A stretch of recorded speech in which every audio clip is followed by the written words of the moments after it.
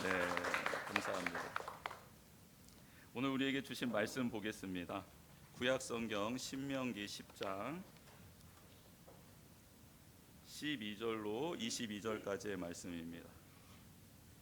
구약 성경 277면에 있는 신명기 10장 12절로 22절까지의 말씀 같이 한 목소리를 읽겠습니다. 시작. 이스라엘아, 내 하나님 여호와께서 내게 요구하시는 것이 무엇이냐? 곧 내 하나님 여호와를 경외하여 그의 모든 도를 행하고 그를 사랑하며 마음을 다하고 뜻을 다하여 내 하나님 여호와를 섬기고 내가 오늘 내 행복을 위하여 내게 명하는 여호와의 명령과 규례를 지킬 것이 아니냐? 하늘과 모든 하늘의 하늘과 땅과 그 위의 만물은 본래 내 하나님 여호와께 속한 것이로되 여호와께서 오직 내 조상들을 기뻐하시고 그들을 사랑하사 그들의 후손인 너희를 만민 중에서 택하셨음이 오늘과 같으니라. 그러므로 너희는 마음에 할례를 행하고 다시는 목을 곧게 하지 말라. 너희의 하나님 여호와는 신 가운데 신이시며 주 가운데 주시요 크고 능하시며 두려우신 하나님이시라.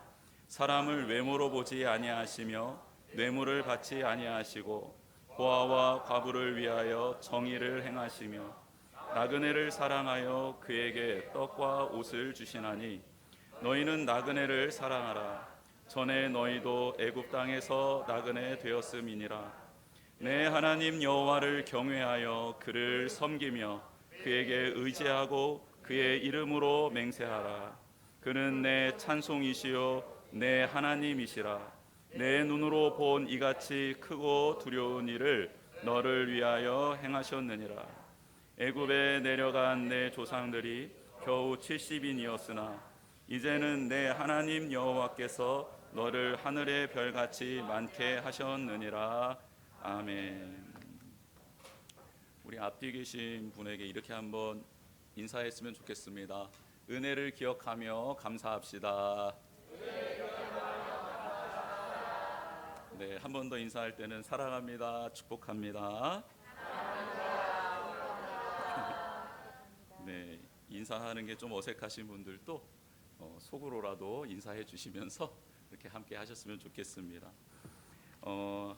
11월 달 감사에 대해서 좀 이렇게 고민을 하면서 무엇을 감사하면 좋을까, 또 어떻게 감사하면 좋을까 이런 생각을 좀 하고 있습니다.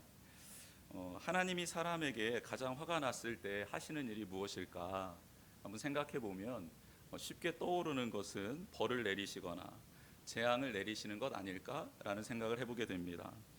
혹은 에덴 동산에서 아담과 하와가 쫓겨났듯이 내게 있는 이 터전에서 나를 쫓아내시는 게 하나님이 화나셨을 때 하시는, 가장 화났을 때 하시는 일 아닐까라는 생각을 해보게 됩니다.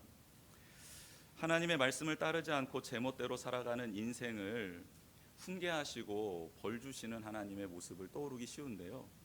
그런데 벌을 주시고 재앙을 내리시고 쫓아내시는 것은 그나마 하나님이 사랑하시는 자녀들에게 행하시는 일입니다.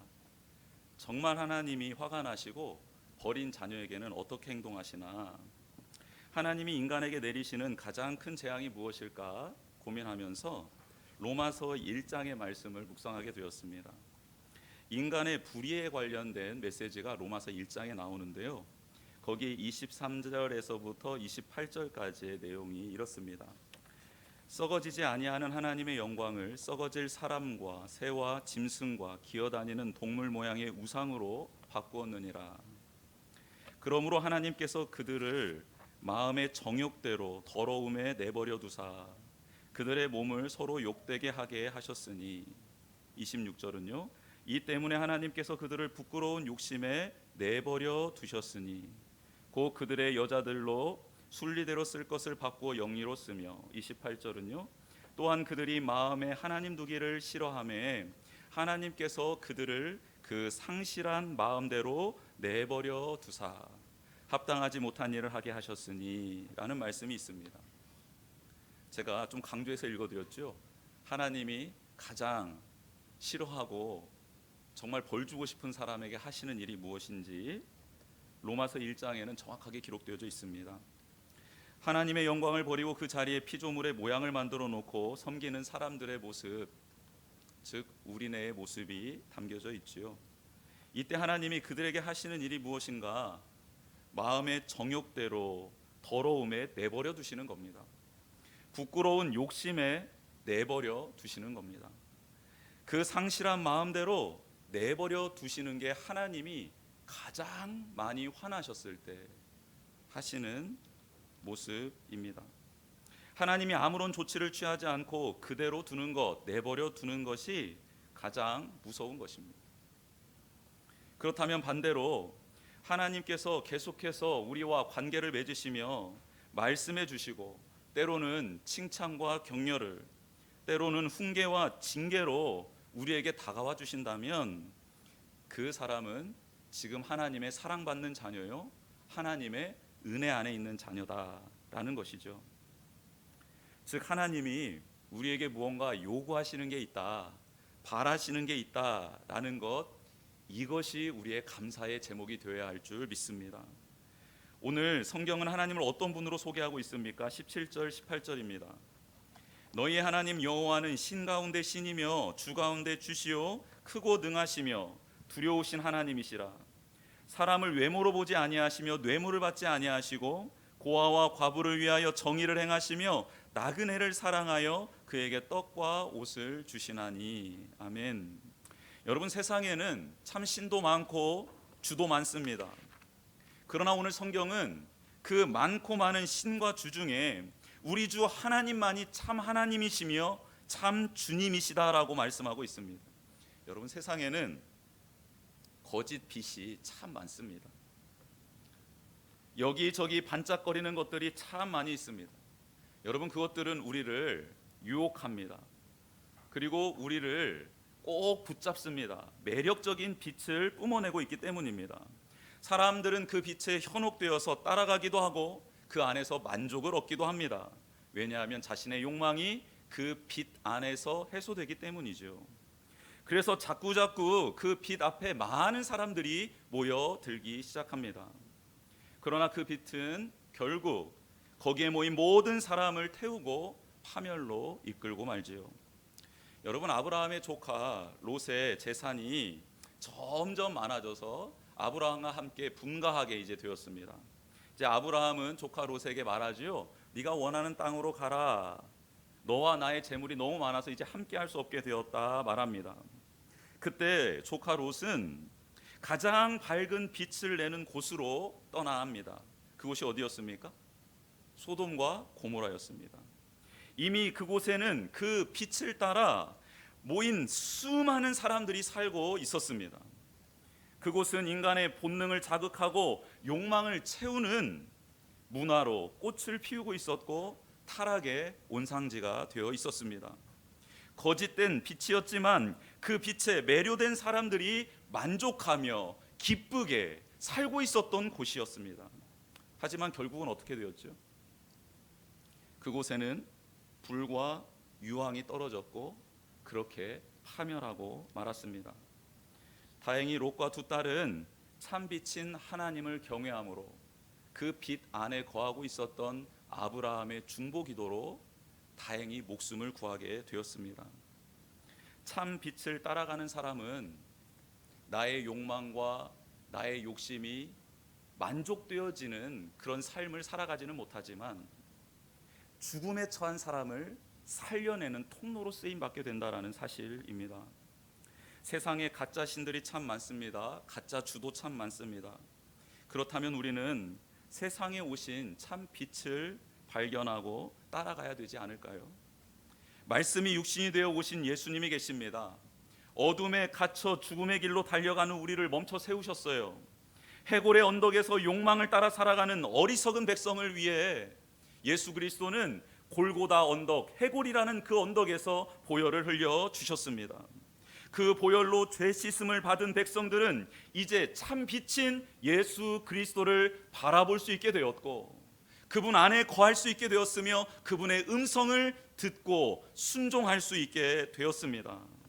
그분의 말씀을 통해 하나님의 사랑과 은혜를 깨닫게 되고 하나님의 자녀답게 살아가는 방법을 배우게 된 것이죠. 하나님은 이스라엘 백성을 구원해 주셨습니다. 출애굽 시켜 주신 그 이스라엘 백성에게 하나님은 무엇을 주시지요?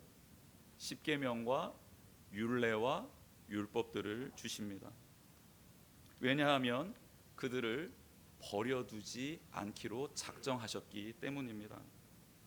부족함이 없는 전능하신 하나님이 우리에게 요구하고 바랄 것이 무엇이 있겠습니까?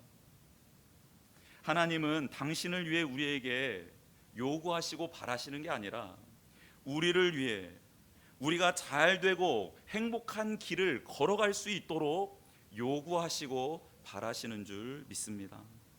우리도 사랑하는 자녀들에게 요구할 때가 있지 않습니까? 아무런 관계가 없는 낯선 사람, 나와 아무런 인연이 없는 그런 사람들에게는 우리가 권면하거나 요구하거나 바라는 것이 없습니다. 그러나 나와 소중한 관계를 맺고 있는 사람들에게는 그가 잘 되기를 원해서, 행복한 길을 걷기를 원해서 그들에게 말을 하게 되고 요구를 하게 되고 바라게 되는 것 아닙니까? 하나님은 우리의 행복을 위해서 요구하는 것이 있습니다. 이는 우리를 위한 것임을 잊지 말았으면 좋겠어요. 우리를 창조하시고 사랑하시는 하나님이 요구하시는 것은 친밀한 관계가 형성되었다는 증거이기도 합니다. 우리에게 바라시는 것이 무엇입니까? 오늘 말씀에서 읽었죠. 하나님 여호와를 경외하며 그 모든 도를 행하고 그를 사랑하며 마음을 다하고 뜻을 다하여 내 하나님 여호와를 섬기는 것이 하나님이 우리에게 바라시는 것입니다. 그렇다면 구체적으로 한번 적용해 봅시다. 여호와를 경외하는 것이 무엇입니까? 여호와를 경외한다라는 것은 그분의 말씀에 대한 자발적인 순종을 말합니다. 하나님을 경외하면 그분의 말씀에 대한 자세가 달라지는 것이죠.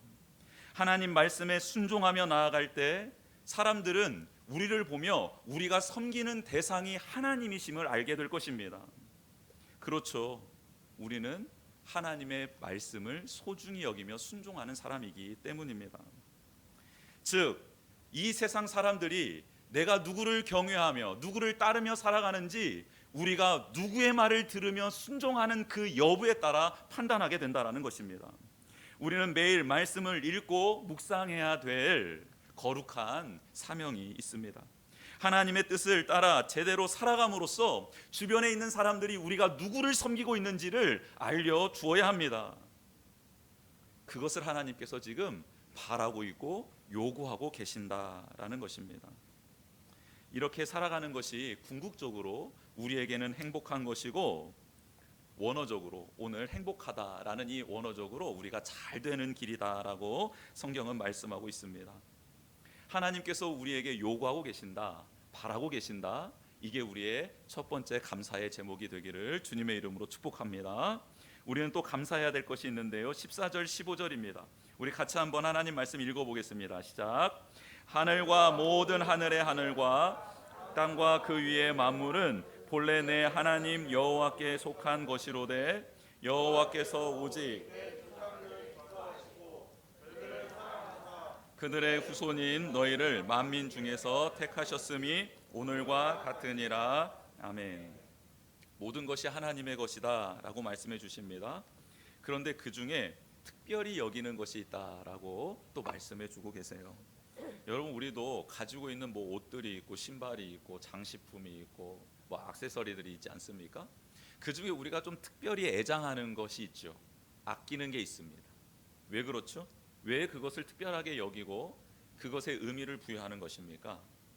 그 물건과의 특별한 스토리가, 추억이 있기 때문입니다. 즉, 모든 만물이, 모든 사람이 하나님께 속한 것은 사실입니다. 그러나 하나님과 특별한 관계, 특별한 택함을 받는 사람은 따로 있고, 그들이 왜 특별한가?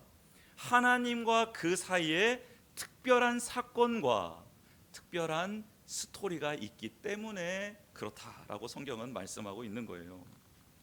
그래서요, 하나님이 찾아오셨지만 특별한 관계로 발전하지 못하는 사람이 있고요, 특별한 관계가 되어서 하나님의 뜻과 목적을 이루는 사람도 있게 되는 것이죠. 여러분, 하나님이 찾아오셨을 때 일단 대화로 시작하십니다. 그렇죠? 하나님께서 어떤 말씀을 걸어오세요. 말씀을 주시고 또 우리에게 무언가를 물어보십니다. 그렇게 대화로 시작하십니다. 그리고 그 대화 가운데 우리가 반응하여 순종하느냐 하지 않느냐의 여부로 그 관계가 지속될지 멈춰질지가 판가름 납니다. 우리의 삶을 한번 뒤돌아보시고 주변에 있는 분들을 한번 살펴보셨으면 좋겠습니다. 여러분, 우리 모두는 하나님의 말씀을 듣습니다. 묵상을 하기도 하고요, 큐티를 하기도 하고 하나님의 말씀을 듣는 예배에 참여하기도 합니다. 그런데 그 다음 주에 혹은 주 중에 그 하나님과 더 친밀한 관계로 나아가고 그 다음 주에 하나님을 만나고 싶어서 한달음에 달려오는 사람이 있는가 하면 동일한 말씀을 들었음에도 불구하고 한 주가 피폐해지고 또 하나님께서 주신 그 은혜를 다 까먹고 더 소원해진 마음으로 예배의 자리에 나오는 사람도 있다라는 거예요.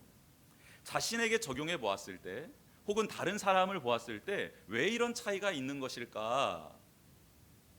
그것은 한 주 동안에 그 하나님의 말씀대로 살았는지 살지 않았는지 그 여부에 따라서 달라지더라는 것입니다. 사랑하는 성도 여러분, 우리가 하나님과 특별한 관계를 맺고 싶으시다면 하나님이 주신 말씀에 적용해보고 그것을 실천해 나아가는 순종의 삶이 우리에게 있어야 될 줄 믿습니다. 그래서 하나님은 우리의 영이 살아나고 영이 깨어있기를 간절히 원하고 계세요. 영적 부흥이 일어나길 원하고 있습니다. 여러분, 우리 속사람이 죽어 있는데 겉사람이 제 아무리 많은 일을 하고 많은 것을 감당한다고 한들 하나님을 기쁘시게 해드리지 못하고 우리가 행복하지 않습니다. 그런데 속사람이 강건해지고 속사람이 살아나고 깨어난 상황에서 작은 일 한 가지라도 감당하게 될 때 우리는 그 안에서 하나님의 뜻을 발견하고 행복과 기쁨을 충만하게 누리게 된다라는 것이에요. 그래서 오늘 성경은 16절에서 이렇게 말씀하고 있는 겁니다. 우리 16절 말씀 같이 한번 읽어보겠습니다. 시작. 그러므로 너희는 마음에 할례를 행하고 다시는 목을 곧게 하지 말라. 아멘. 여러분, 이 말씀은 신약에서 참 많이 읽었던 말씀 아닙니까? 사도 바울이 사도들이 강조했던 말 아닙니까? 너희는 겉으로 할례를 행하는 자가 되지 말고 마음으로 할례를 행하는 자가 되어라 라는 말씀이 이미 신명기에 기록되어져 있었습니다. 이 말씀이 사도들에게 되풀이되고 있었고 예수님이 이 땅에 오셔서 강조하셨던 말씀이기도 했죠. 겉모습만 그럴듯하게 하고 다니는 것이 아니라 진정 거듭나는 것이 너희에게 필요하다. 많은 열방이 너희들이 하나님의 능력으로 출애굽했다라는 이 겉모습 말고 너희들이 나의 말씀 안으로 들어와 너희 내면이 변화되는 속사람이 변화되는 게 너희들에게 필요하다라는 거예요. 하나님이 구름 기둥과 불 기둥으로 너희들을 인도하고 있는 것을 많은 사람들이 보고 있는데 이것 말고 너희들 내면이 진짜 성령의 조명을 받아 나의 말씀의 인도함을 받아 변화되고 있는지 그 길을 가고 있는지 이게 더 중요하다라고 말씀하고 있는 것이죠. 그래서요, 사도들도 신약 성경에서 그렇게 겉의 할례가 중요한 게 아니라 마음의 할례가 중요하다라고 계속해서 외치고 있는 것입니다. 이것은 예수님의 모습을 보고 그들이 배운 것이죠. 예수님 당시에 거룩을 추구하며 그렇게 살아감으로 존경받고 있었던 바리새인들이 있었고 율법에 능통하여 말씀을 잘 외우고 암송하고 다녔던 율법학자들과 서기관들이 있었으며 백성들로 하여금 하나님을 예배하는 것을 가르치고 본을 보여주는 제사장들의 무리들도 있었습니다. 그런데 예수님은 그들을 보시며 회칠한 무덤 같다 말씀하셨죠. 안에서는 썩고 있는데 참으로 거북한 냄새가 나는데 겉은 깨끗하게 하얀색을 발라놓아 그 내면을 숨기고 살아가고 있었던 사람들 말입니다. 하나님은 출애굽한 이스라엘 백성이 가나안 땅에 들어가기 전에 꼭 마음에 할례를 행하여서 변화된 자로 살아가기를 원하고 계셨습니다. 그 마음은 지금도 동일합니다. 하나님의 자녀가 되어 거룩한 나라에 들어가게 될 우리 아닙니까? 그런 우리가 마음의 할례를 받은 자로 그렇게 변화되어 살아가기를 하나님이 정말로 원하고 계십니다. 어떻게 변화될 수 있을까? 그것은 나를 택하여 주신 하나님의 은혜에 감격하며 그 말씀에 순종할 때 그때에만 변화가 됩니다. 순종함으로 마음의 할례가 행해지는 것이죠. 내 뜻이 아닌 하나님의 뜻을 선택함으로 내 심령이 깨어나고 살아나게 되는 것입니다. 그렇게 살지 않는 사람은 어떻게 되나요? 목이 고다지게 됩니다. 목에 기부스를 한 사람처럼. 근데 뭐 그런 게 아니고요. 이 뜻은 자신의 고집과 욕심이 강화되더라라는 뜻이에요. 하나님의 말씀을 받는데요, 그 말씀에 순종하지 않으면 자신의 욕심과 욕망이 더 강화됩니다. 그래서 그 말 아시죠? 교회 내에서 싸우면 이 싸움은 결판이 납니까 안 납니까? 안 나죠. 둘 다 뭐를 가지고 싸워요? 말씀을 가지고 싸워요. 진리의 검을 가지고 싸우는 거예요. 그래서 결판이 나지 않습니다. 여러분 참 무섭지 않습니까? 교회 밖의 사람들도 싸우다가 이치에 맞지 않거나 내가 잘못 주장한 게 있으면 용서를 비고 내가 잘못했다라고 사과를 하고 화해를 합니다. 그렇죠? 그런데 진리를 붙들고 있는 우리들은요, 그 진리를 붙들고 있는데 순종하지 않게 됐을 때 우리의 목은 고다지고 정말 딱딱하게 굳어서 더 이상 그 누구도 막을 수 없는 그런 통제의 불능의 사람이 될 수 있다는 것입니다. 여러분, 이런 예는 성경에서 참 무수히 찾아볼 수 있습니다. 하나님께 순종함으로 마음의 할례를 받아 변화된 사람들의 집합 장소가 히브리서 11장에 나와 있죠. 히브리서 11장에 읽어보면 어떻게 하나님의 말씀을 따라 하나님의 순종함으로 마음의 할례를 행하여 그의 삶이 변화되었는지 그것을 증명하는 수많은 사람들이 나와 있습니다. 또한 겉으로는 주님을 따랐지만 순종하지 않은 사람들은 결정적인 순간에 자신이 원하는 길로 가게 되고 곧 목이 고다진 백성으로 살다 멸망당하게 된다라는 것도 성경에 참 많이 나와 있습니다. 여러분, 하나님과 특별한 스토리를 만들어가는 사람이 되기를 주님의 이름으로 축복합니다. 말씀을 듣고 그 말씀에 순종함으로 풍성한 스토리가 쌓여져 나아가는 우리 복민교회 지체들이 되기를 주님의 이름으로 축복합니다. 이스라엘 백성의 조상들을 기뻐하시고 그들을 사랑하셨던 하나님은 아브라함과 이삭과 야곱에게 행하셨던 것처럼 우리에게 행하기를 원하고 계시는 거예요. 그렇게 하나님과 동행하는 우리를 통해 우리 자녀들도 만민 중에 택함을 받아 거룩하게 구별하여 주시고 또 그들과 새로운 스토리를 만들어가기를 원하신다라고 오늘 우리에게 말씀해 주고 계십니다. 21절 22절 말씀입니다. 그는 내 찬송이시요 내 하나님이시라. 내 눈으로 본 이같이 크고 두려운 일을 너를 위하여 행하셨느니라. 애굽에 내려간 내 조상들이 겨우 70인이었으나 이제는 내 하나님 여호와께서 너를 하늘에 별같이 많게 하셨느니라. 아멘. 여러분, 이 말씀 딱 읽으면 누가 떠오릅니까? 그렇죠. 아브라함에게 하나님이 약속해 주셨던 그 장면이 떠오르죠. 그런데 하나님과 아브라함에게는 정말 잊지 못할 특별한 사건이 있었습니다. 그 사건이 창세기 22장에 기록되어져 있습니다.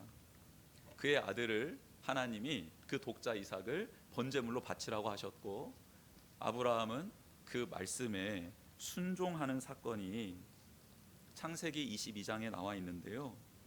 이게 바로 특별한 사건이 되었습니다.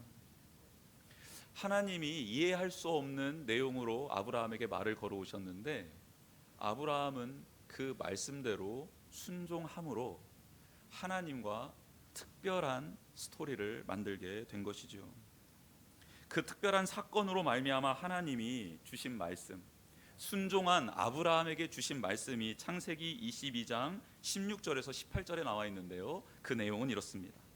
이르시되 여호와께서 이르시기를 내가 나를 가리켜 맹세하노니 내가 이같이 행하여 내 아들 내 독자도 아끼지 아니하였은즉 내가 내게 큰 복을 주고 내 씨가 크게 번성하여 하늘의 별과 같고 바닷가의 모래와 같게 하리니 내 씨가 그 대적의 성문을 차지하리라.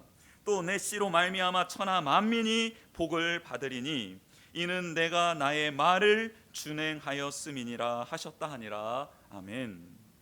약속의 말씀 중에 하나님께서 아브라함에게 약속해 주셨던 말씀 중에 내 씨가 크게 번성하여 하늘의 별과 같고 바닷가에 모래 같겠다, 모래와 같게 하시겠다라는 내용이 나와 있습니다.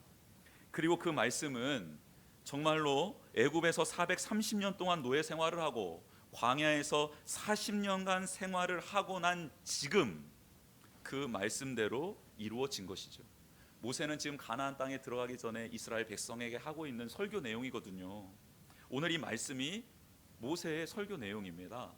그렇게 가나안 땅을 앞둔 지금 470년이 지난 후에 하나님의 말씀이 그대로 이루어졌다라고 고백하고 있는 거예요. 이런 약속을 하나님이 해주신 이유는 그가 하나님의 말씀대로, 아브라함이 하나님의 말씀대로 행했기 때문이고 하나님의 말씀을 준행했기 때문입니다. 두 번이나 강조하고 있는 것은 우리에게도 순종하는 게 얼마나 귀하고 값진 일인지를 말씀해 주기 위함이지요. 이해 안 되는 하나님의 말씀과 명령 앞에 아브라함은 순종함으로 하나님과 거룩한 관계를 맺게 된 것입니다. 그리고 그 복은요, 누가 누립니까? 그 후손들이 누리고 있습니다. 말씀처럼 70명이 하늘의 별과 같은 수로 불어나기까지, 그리고 그들의 약속의 땅 앞에 서기까지 그들에게는 참 무수한 일들이 있었습니다. 어떤 일입니까? 다 죽을 뻔한 위기들이었습니다. 민족이 사라질 뻔한 위기였습니다. 굶주림에 허덕이는 위기였고 목말라 죽을 뻔한 위기였고요. 사막의 독총들에 물려 죽을 뻔한 위기들이 많았고요. 침입을 받아서 멸망당할 뻔한 위기도 있었습니다. 정말 죽을 뻔한 위기가 너무 많았습니다. 그런데요, 그때마다 약속하신 하나님께서 그 약속을 이루시기 위해 크고 두려운 일들을 그들 가운데 행하셨다라고 정확하게 고백하고 있습니다. 여러분 혹시 김국환 씨 아십니까? 가수? 그분이 부른 타타타라는 노래 아십니까? 타타타. 1984년 연말에 나온 노래인데요. 수년이 지나서 1992년에 꽃이 핀 노래입니다. 소위 역주행한 곡이죠. 타타타는요, 산스크리터 그러니까 이 버머 있잖아요. 버머의 타타타라는 말이 있답니다. 근데 그 뜻이 그래 그거야라는 뜻이랍니다. 그래 그거야. 작사한 양인자 씨가 인도 여행을 하던 중에 이 말을 듣고 그 뜻을 깨달아서 이 작사한 곡이라고 합니다. 타타타 가사 중에 이런 대목이 있습니다. 산다는 건 좋은 거지 수지 맞는 장사잔소, 알몸으로 태어나서 옷 한 벌을 건졌잖소. 이런 가사 대목이 있습니다. 제가 불러드리려고 했는데 불러드리면 이게 은혜가 툭 떨어질까 봐 안 불러드렸어요. 인생에 대한 많은 의미를 담고 있는 것 같습니다. 정말 알몸으로 태어나서 우리는 옷 한 벌이 아니라 지금 참으로 많은 것을 누리고 있지 않습니까? 참 많은 것을 소유하며 살아가고 있습니다. 여러분, 모세는 이스라엘 백성에게 지금 이렇게 말하고 있는 거예요. 너희는 노예였다. 아무것도 없었다. 소유할 수 있는 게 없었던 존재들이다. 그런데 하나님이 너희들을 빈손으로 나오지 않게 하시지 않았느냐? 아무것도 없는 너희들을 먹이시고 입히시고 보호하시며 지금 이곳까지 인도해 주시지 않았느냐?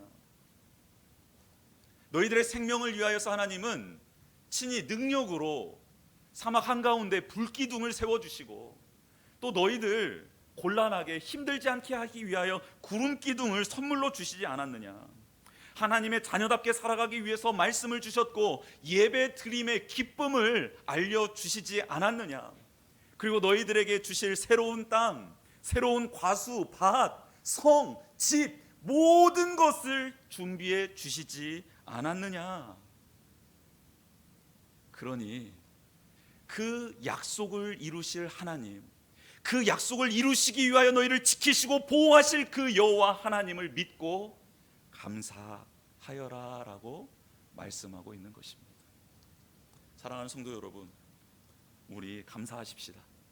이 자리까지 오게 된 것은 전적인 하나님의 약속이요, 전적인 그 약속을 이루시기 위한 하나님의 강한 손이 우리를 붙들어 주셨기 때문입니다.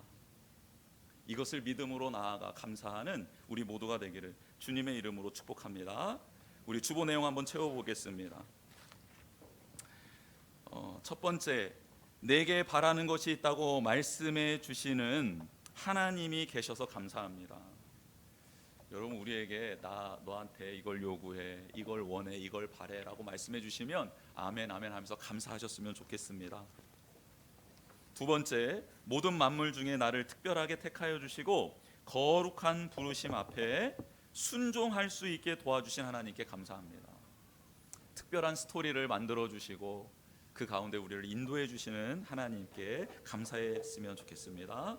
세 번째는 지금까지 약속해 주신 말씀을 이루기 위해 강한 손으로 나를 붙들어 주시고 나를 인도해 주신 하나님께 감사합시다. 여러분 이렇게 감사하는 우리 모두가 되었으면 좋겠습니다. 감사할 제목을 다른 것에서 찾는 게 아니라 오늘 이 말씀에서 찾는다면 우리는 정말 풍성한 감사를 하나님께 올려드릴 수 있게 될 것 같습니다. 이 시간 주신 말씀을 기억하면서 같이 찬양하기를 원합니다.